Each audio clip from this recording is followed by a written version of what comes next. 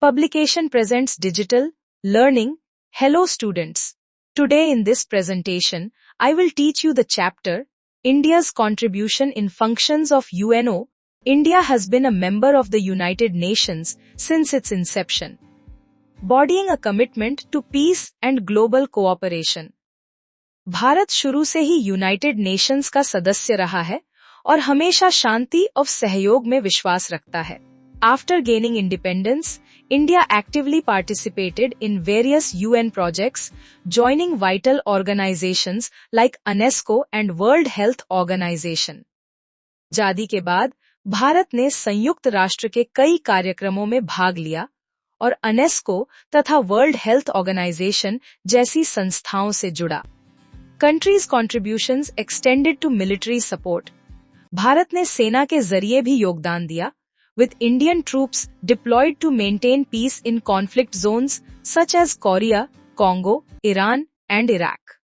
भारतीय सैनिकों को कोरिया, कांगो, ईरान और इराक जैसे स्थानों पर शांति बनाए रखने के लिए भेजा गया.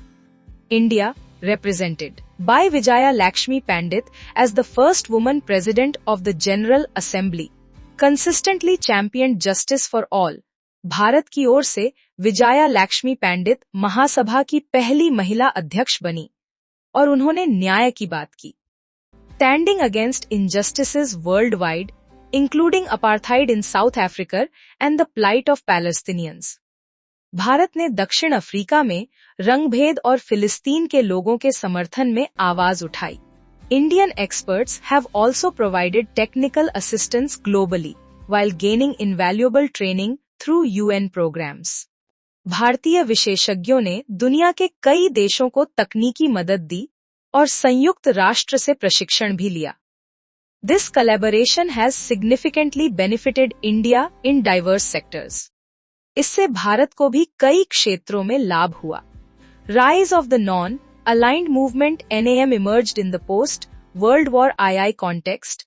द्वितीय विश्व युद्ध के बाद नॉन अलाइंड मूवमेंट NAM की शुरुआत हुई as countries either aligned with the USA और द सोवियत यूनियन. उस समय देश या तो अमेरिका या सोवियत संघ के साथ जुड़ रहे थे. India's first prime minister Jawaharlal Nehru alongside leaders like colonel Nasser and marshal टीटो.